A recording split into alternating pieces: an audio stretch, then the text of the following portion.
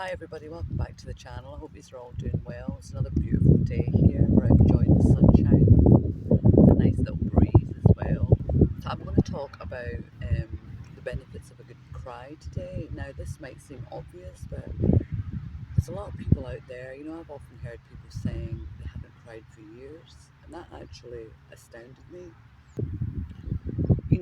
People have said to me that they were ashamed to cry, or they felt like, especially guys, a lot of guys have said to me that they were told that crying was weak and that they need to man up and just get on with it.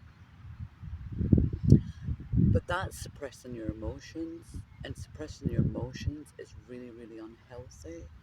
And also, not only that, if you suppress your emotions, you can't heal properly. So if you've been hurt in the past and you have anger or frustration or a lot of pain, from something that happened to you, maybe you were hurt or you suffered a loss or something, you need to be able to process and heal from those emotions.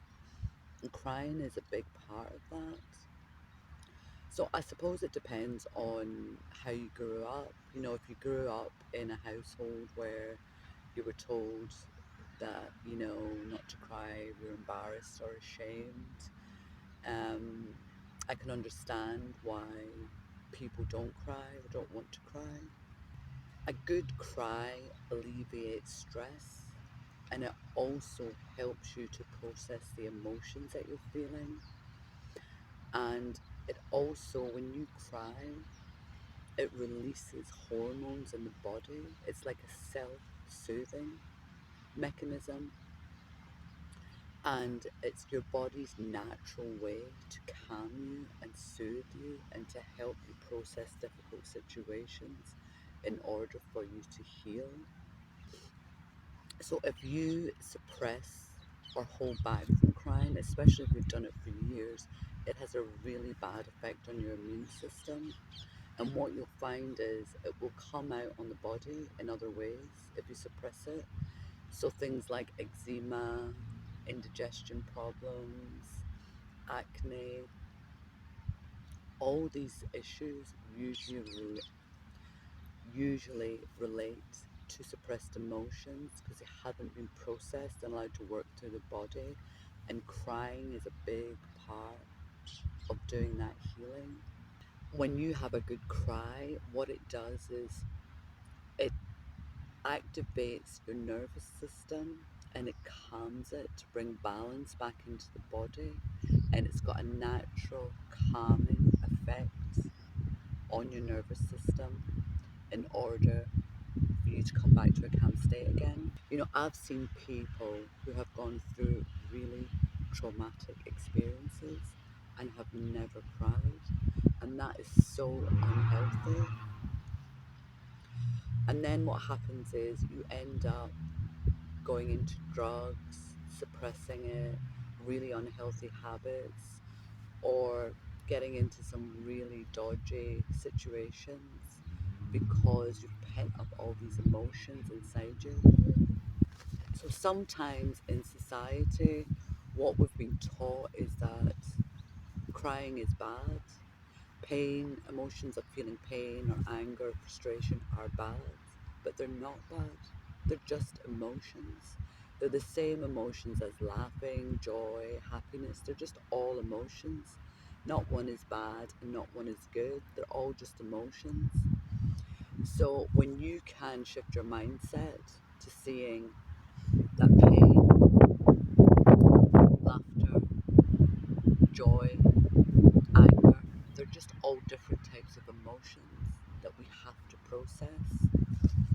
And crying is part of that process. In order to be able to process anger or pain, you have to cry at the end. And the crying is the releasing of those emotions. Just the same way as you laugh yourself into tears. You often see that you're crying so hard, you're laughing so hard that you cry. It's the same thing. You're releasing the emotion of joy or happiness, laughter. It's the exact same thing. But what happens is we get in a mindset that one is bad and one is good. Because obviously, when you feel joy, you feel elated, and when you feel sad, you feel down. But they are all emotions, and it's understanding that each emotion is just different. There's no good, there's no bad. You just have to process them all.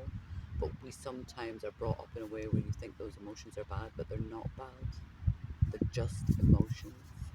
So if you're someone who needs a good cry and you haven't cried for a long time, sometimes if you want to get it started, the process started, you can watch like a weepy movie or something that makes you feel sad, and then that will open up the floodgates to you crying. And if you want to be alone, be alone, but don't be embarrassed to cry, don't be afraid to cry. It is very healthy and it's very, very natural. And what you'll find is, even when you're going through that process of crying, you might find it difficult, but once it's over, you will feel so much better, you'll feel so much lighter, and you'll feel that whatever you were trying to express, that pain, that hurt, that will have washed through you, and it will no longer be trapped inside you. And you'll feel so much healthier. Depending on what it is, sometimes you need a couple of good cries if it was something quite painful. I remember one time after I went through a breakup years ago, I was so hurt. It kind of came out of the blue, and I was so hurt. And I remember when I was getting to the end of that healing process, I just opened up and I was crying for about a week solid. And everywhere I went, where I was in a supermarket, a shop, I was on a bus, I just started crying. I was just crying non-stop for about a week. But I just let it happen. I just let it go. I didn't care who was looking at me. I didn't give a damn where I was. I just let it go. But it was a very big thing, so it took about a week for the whole process. But see, by the end of that week, oh my God, I felt so much lighter. And that was it.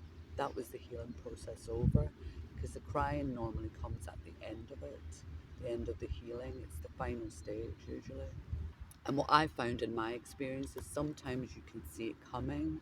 What I've had before is I might go through, if something's happened to me, I might start off, you're in the denial stage of what's happened, then you go through into the anger stage, and then you go through into like a sadness stage, and then the crying will come at the end. That's the sort of acceptance stage. But normally, what I find is I know I'm coming to the end of a healing because I go into sadness for maybe a day or 2 days, a couple of days beforehand, depending on what it's been.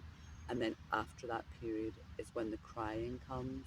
So sometimes I feel like for a couple of days before, I feel like I'm going to cry, but it doesn't quite come. It kind of builds up, but I know it's coming, and then I'll release it, and then that's the end. I always know that's the end of that healing phase, and it always feels great after I've had that good cry. So just remember, there's nothing to be ashamed of. Having a good cry, it's very natural. It's your body's natural way to accept and transition you through that pain, that hurt, so that you can finally accept it and move on. And then you just let it go, and then that'll be it done. And don't ever be afraid to cry. A good cry is so good for you. And you want to let it out so that it doesn't affect your immune system, and affect your gut and all of that. So once you release it all, you'll be much healthier as well. You won't have that all pent up inside you. So for anybody out there who thinks it's bad to cry, or it's wrong to cry, or it's a bad emotion, or you need to man up, that's a load of rubbish. Have a good cry and let it all out, and you'll feel so much better, and you'll be healed. So until next time, take care.